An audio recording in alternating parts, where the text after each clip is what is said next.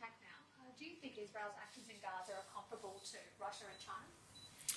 Look, I'm here to talk about interest rates and a range of other issues. You know, I'm not. I don't want to engage in some of that commentary that we have seen. Our position when it comes to the conflict in the Middle East is clear. Do you think the Prime Minister waited too long to condemn the synagogue attack in Melbourne? No, the Prime Minister condemned in the strongest possible terms that disgraceful, despicable, unforgivable attack on the synagogue in Melbourne. You know, and we are thinking of everyone in Melbourne's Jewish community, indeed the Jewish community, the broader Australian community, when it comes to this act of terrorism. I think the Prime Minister was very clear on multiple occasions, including today, when he said that this was an act of terrorism. It was fuelled by anti-Semitism and it was stoked by hatred, which has absolutely no place in Australian society. The Prime Minister has been very strong on that, and again today, including in the last couple of hours.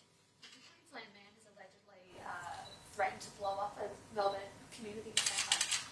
This has been charged by police. What do you have to say about that? Well, when people make those kind of threats, they should be charged and they should feel the full force of the law. I'm not going to get into the specifics of that. I don't want to jeopardise whatever legal proceedings are still to come. But what we want to see in this country is we want to avoid the kinds of tensions that we're seeing elsewhere in the world. And the role of political leadership is to calm those tensions, not make them worse. My fear when it comes to Peter Dutton is that he has a political strategy which is a very divisive political strategy, and that's not leadership. Leadership is about calming tensions, not making them worse. The Prime Minister has gone out of his way in acknowledging the unforgivable acts at the synagogue in Melbourne. Our job as leaders is to bring people together, not divide and diminish and demean people, and that's the difference between Anthony Albanese and Peter Dutton. Would you have acted differently or moved quicker to condemn the terror attack in Melbourne?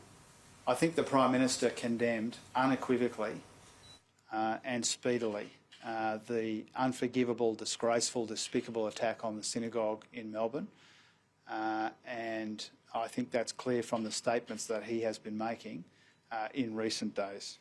I'm just going to say one more thing and then we're going to have to wrap it up. I just want to say something about Paul Fletcher, who has announced that he won't be recontesting the next election. I wanted to very genuinely say that I wish Paul Fletcher well. He's had a couple of difficult jobs in the Liberal Party, including the manager of opposition business. These are difficult jobs. Paul Fletcher's been a member of Parliament, I think, for around a decade and a half. I genuinely wish him and his family well. This is two moderates leaving the Liberal Party in 2 weeks, and it makes it very, very clear, whether it's Simon Birmingham or Paul Fletcher, that Peter Dutton's divisiveness is chasing the moderates out of the Liberal Party. The coalition no longer welcomes moderates in their ranks. The Liberals are not a middle-of-the-road party. They are an extreme right party, and I think the departure of two moderates in 2 weeks makes that really clear. There is no place for moderates in the Liberal Party anymore.